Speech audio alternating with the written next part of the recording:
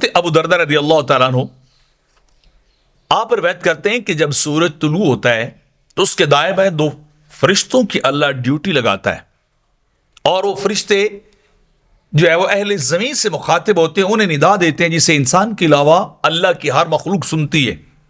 وہ ندا ان کے کانوں تک پہنچتی ہے۔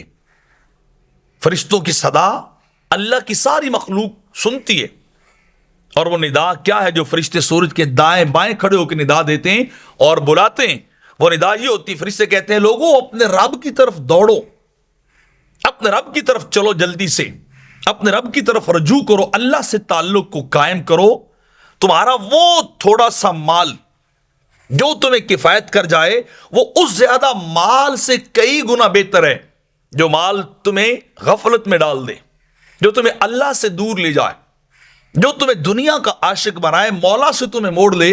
اس زیادہ مال کو طلب نہ کرو، وہ مال نہ مانگو اللہ کی بارگاہ سے، وہ تھوڑا سا مال مانگو جو تمہیں اللہ کی بارگاہ کی طرف لے جانے والا ہو، وہ تمہارے لیے کافی ہے۔ وہ زیادہ مال تمہاری ہلاکت تباہی کا سبب بنے گا جو مال تمہیں دنیا کی طرف لے کے جائے اور اللہ سے تمہیں پھیر دے۔ تو ایسے مال کی طرف نہ دوڑو۔ اور پھر اور بھی دو فرشتے جو آ کے ندا دیتے ہیں، وہ آتے ہیں اور اللہ کی بارگاہ میں عرض کرتے ہیں العالمین، اے رب العالمین، اے خالق کائنات، جو شخص تیرے راہ میں مال کو خرچ کرے تو اسے اور زیادہ بدلہ عطا کر، اسے اور زیادہ رزق دے، اس پہ رزق کے دروازے کھول جو تیری محبت میں صدقہ و خیرات کرتا ہے۔